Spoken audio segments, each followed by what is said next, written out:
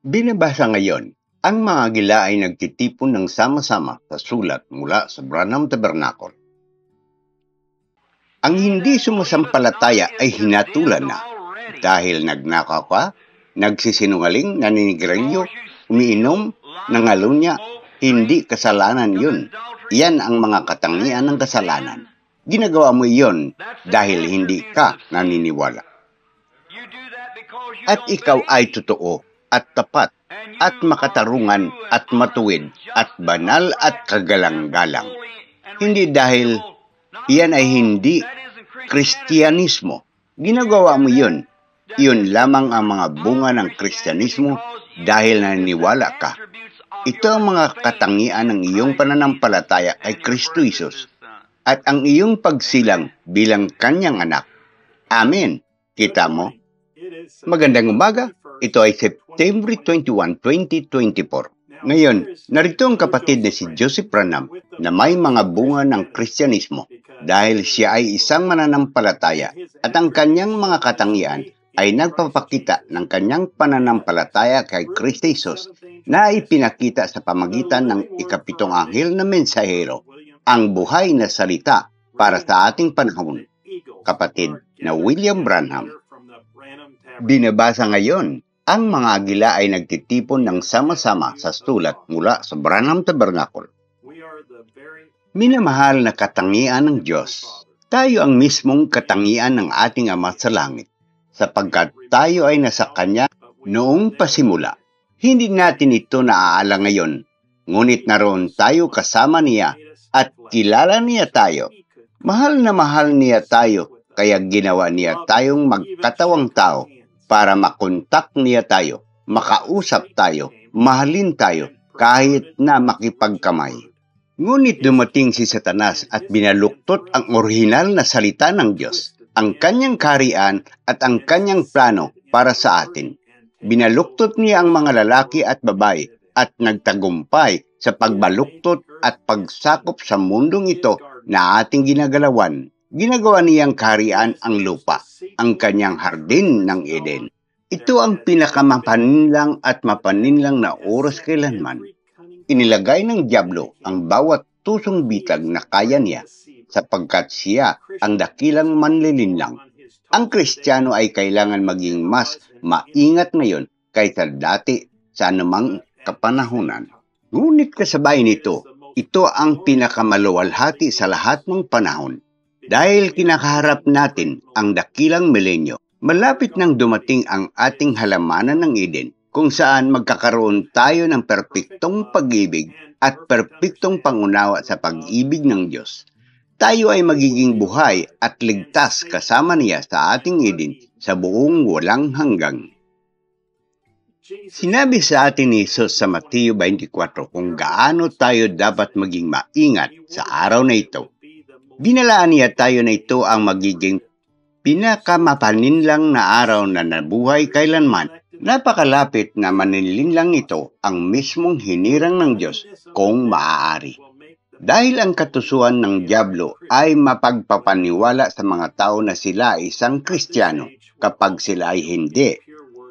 Ngunit ang kapanahunang ito ay magbubunga rin ng kanyang dalisay na salita na nobya na hindi at hindi manlilinlang sapagkat sila ay mananatili sa kanyang orihinal na salita.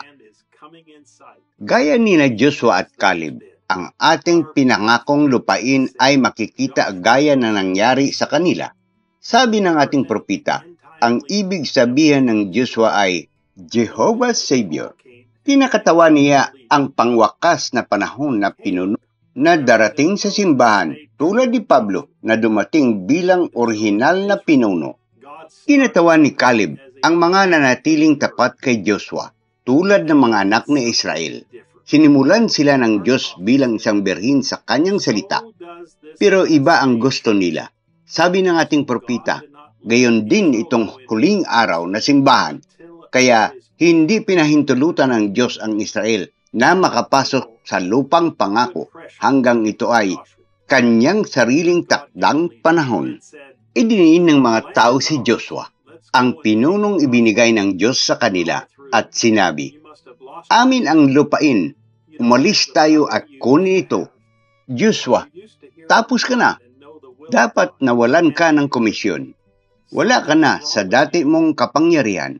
Dati kang nakarinig mula sa Diyos at nalalaman ang kalooban ng Diyos at kumilos ka agad, may mali sa iyo. Si Joshua ay sinugo ng Diyos na propeta at alam niya ang mga pangako ng Diyos. Sinabi sa atin ng ating propeta. Inilagay ng Diyos ang buong pamumuno sa mga kamay ni Joshua dahil nanatili siya sa salita. Makapagkatitiwala ng Diyos si Joshua, ngunit hindi ang iba. Kaya't ito ay mauulit sa huling araw na ito. Parehong problema, parehong pressures. Gaya ng ginawa ng Diyos kay Joshua. Inilagay niya ang buong pamumuno sa mga kamay ng kanyang anghel na propeta, si William Marion Branham, dahil alam niya na makapagtitiwalaan niya siya, ngunit hindi ang iba. Kailangan mayroon isang tinig, isang pinuno, isang huling salita, noon at ngayon. Gustong-gusto ko kung paano sinabi sa atin ng propeta na libo-libong ulit ang nakakarinig ng mga tape. Sinasabi niyan nga ang mga tape ay isang ministeryo. Nagkakaroon ng ilang sa atin sa pagpapasok sa mga tahanan at simbahan na may tape, kanyang ministeryo, para hulihin ang itinalagang binhi ng Diyos. Nang kami ay bumalik at nagsabi, Panginoon, sinunod namin ang iyong mga utos. At may mga taong natagpuan namin nang tumugtog kami ng mga tape na naniniwala. Ngayon, nangaral na kami na sa buong mundo. Igagalang mo ba ito? Sasabihin niya, iyan ang pinadala ko sa iyo upang gawin. Igagalang ito ng Diyos. Ang iyong buhay ay hindi mayayanig kapag nagbigay ang Diyos ng hudyat na sirain ang buong bagay. Lahat ng iyong pamilya, lahat ng iyong pag-aari ay magiging ligtas sa iyong bahay.